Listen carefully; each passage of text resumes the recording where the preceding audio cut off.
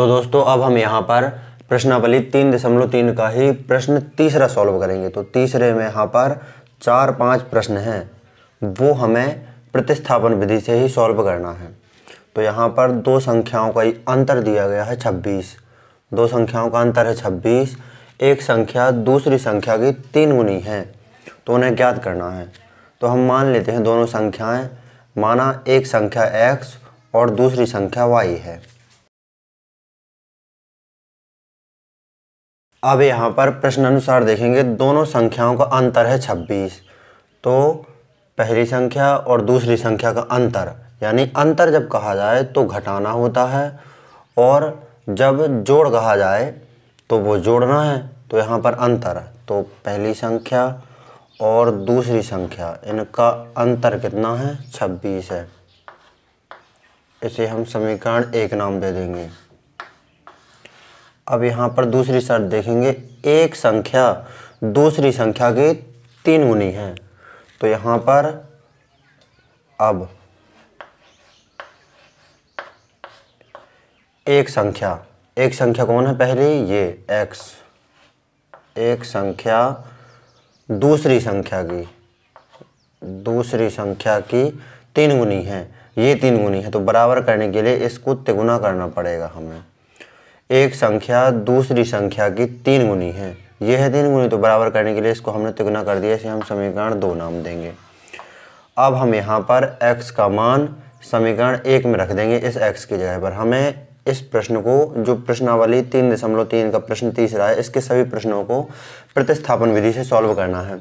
तो यहाँ पर हम x का मान रख देते हैं समीकरण 1 में। तो यहाँ पर समीकरण 1 में हम x का मान रखेंगे। तो x का मान है 3y,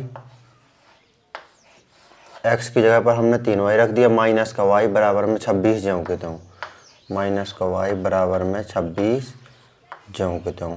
3y में से एक y घट जाएगा तो बचेगा यहाँ पर 2y और बराबर में 26। अब यहाँ पर 2y के साथ गुणा में है, तो 2 को बराबर को उस तरफ पक्षांतरित कर देंगे तो 2 भाग में पहुँच जाएगा। तो y बराबर 26 के भाग में आ जाएगा 2।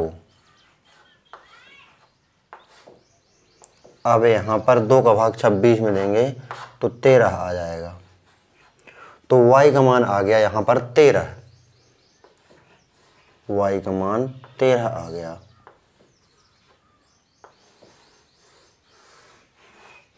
अब ये हम y का मान समीकरण 2 में इस y की जगह पर रख देंगे, तो x का मान आ जाएगा। तो प्रतिस्थापन विधि से सॉल्व करना है, इसीलिए हम y का मान और x का मान निकाल रहे हैं। y का मान यानी दूसरी संख्या 13 है। अब पहली संख्या निकालना है, तो यहाँ पर समीकरण 2 में y का मान रखने पर, तो यहाँ पर सॉल्व करते हैं हम।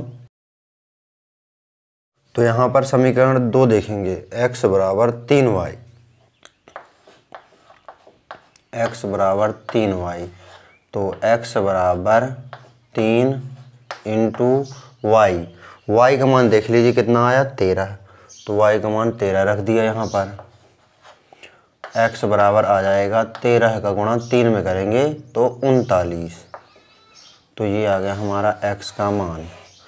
तो x कब माना था हमने? क्या माना था? एक संख्या को। तो एक संख्या आ गई 39, दूसरी संख्या आ गई 13।